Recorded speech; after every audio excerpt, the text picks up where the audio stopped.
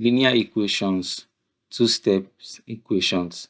Before you continue with this lesson, it's necessary you go through the first lessons on linear equations, one-step equation. Okay, having said that, let's continue. We can solve two-steps equation by balancing the left-hand side and right-hand side and using inverse operation. And we talked a little bit about this in the first lesson, which was fundamental to this. Okay, now just before we solve this question, we have an example here. We know that this is the left hand side and this is the right hand side. And here, these two values are the constants. Here we have the variable, which can be x, y, p, m, any letter or alphabets. Then here we have a coefficient. Coefficient is the number that is written alongside with a variable. How do we get this kind of numbers where we have a coefficient written with a variable? Either by saying 4 multiplied by x, which gives you 4x, so we have a coefficient with a variable, or you can say x plus x plus x plus x. That's having 4x add themselves. That can also give you this kind of values. Now, in this whole process, we're going to be talking about how to isolate x. I used x because it is the variable given here. In some other cases, you may be asked to isolate m, y, p, or any other value. Now, we'll also consider bed mass.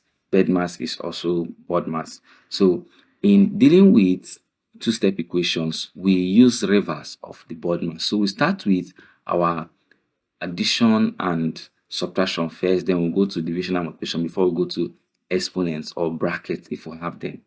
So that can be very helpful as well. But the most important thing is that you do whatever you can following process to be able to make x stand alone. Now let's go ahead and solve this question. We had 4x minus 20 equal to 8. Now we already know that 4x cannot subtract 20. But since we have a constant here and a constant here, they are similar. So what we can simply do is look for a way to bring them together. So doing that, we have to move 20 to this other side since 20 is same with 8. In doing that, we collect like them. So let's say collecting like them, so have 4x is equal to 8 plus 20 because 20 is crossing the equality sign. So we now have 4x is equal to 8 plus 20, 28. Up next, we divide both sides by 4. So because 4 is the coefficient of the x variable, so we have 4x over 4 is equal to 28 over 4. 4's cancel out and we have x is equal to 28 divided by 4 is 7. Another approach we would have used to solve this question is we have 4x minus 20 is equal to 8 by simply using the inverse operations. So know that this and this can combine, we can add them up or subtract them. But since we have a variable, we cannot actually attach it to a variable. So we need to move this away from here. So the simple question is, what can you do to make x stand alone? You can simply do that by removing every number around x. And what are the values or numbers around x? We have 20 and then negative 20 and we have 4. So we have to remove the further number before we talk about the number that is exactly with x. So let's remove 20 here. We can simply do that by adding 20 to both sides. So 4x minus 20 plus 20 is equal to 8 plus 20. Remember, we'll have to add 20 to both sides. So doing that, minus 20 plus 20 is 0, so we don't need to write that. So 4x is equal to 8 plus 20 gives us 28. The next step is to divide both sides by 4. So we'll have 4x over 4 is equal to 28 over 4. Then 4's cancel out and x is equal to 7. So we have exactly the same answers. You know what works best for you and then you do it. But I like this approach because it's actually faster and it's just cool. So let's solve the next question. Okay, before we solve this question, I want you to look at for zero trap and we're going to see how that comes to play. So we have 5x plus 7 is equal to 7. So what can we do to isolate x and make x stand alone? So doing that, we'll have to subtract 7 from both sides. 7 is the constant that is with our variable, that's 5x. Okay, doing this, we now have 5x is equal to 7 minus 7 is 0. Now, because we have a coefficient, we can't stop. So 5x over 5 is equal to 0 over 5.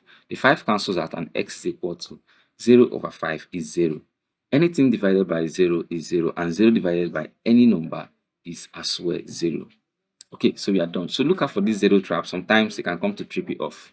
Now, another key part we need to take note of is dealing with negatives. Okay, let's pay attention to the way these numbers are arranged. You have 4 minus 2x is equal to 10.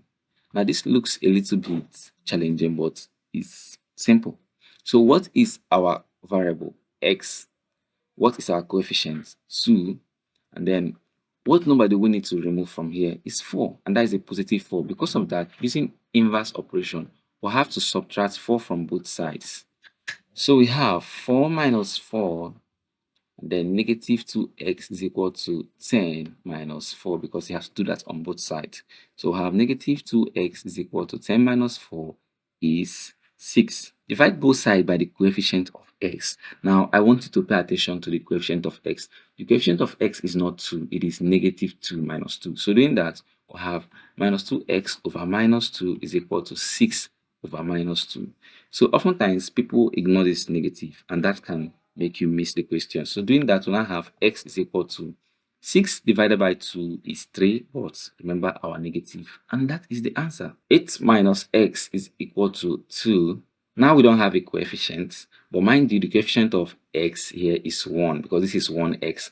And remember, when we say 1x, there's nothing like 1x, nothing like 1y, because it's just 1. X is just 1x. But if we say 2y, understandable, yes. Okay, from here, we'll have to subtract 8 from both sides. So I'll have 8 minus 8, then negative x is equal to 2 minus 8. So the 8 minus 8 cancels out, and negative x remains here. Then 2 minus 8 is negative 6. Divide both sides by what? Negative 1. Or I can just simply say cancel out the negatives, and x is equal to 6. But ideally, you want to divide both sides by negative 1. So negative x over negative 1 is equal to negative 6 over negative 1. So that the negative cancel out, and x is equal to just 6, because the negative as well cancel out.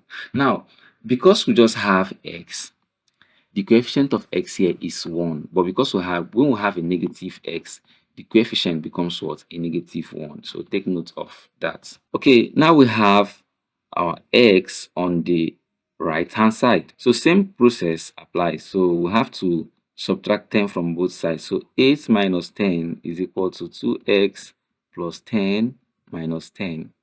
Here we have 8 minus 10 is negative 2, then we have 2x. From this point, we can divide both sides by the coefficient of x, which is what? 2. So we have negative 2 over 2 is equal to 2x over 2.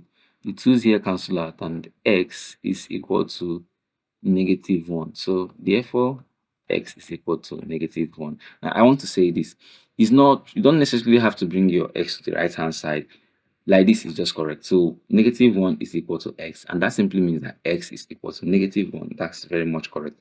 It does not necessarily have to come to this point for us to say it's correct. Okay, now we have a fraction. A little bit different from what we have been doing, but it's same. If you have gone through the lesson on linear equations, one-step linear equations, you understand that when we have a fraction, we multiply, but when we have a number multiplying our variable, we divide, and then we'll have a plus, we subtract, and when we'll have a minus, we add. Okay, doing that here, for us to solve for x, we'll have to add 4 to both sides to be able to get rid of negative 4. So let's add 4 to both sides. I have minus 3 plus 4 is equal to x over 5 minus 4 plus 4. So 4's here cancel out because that's 0.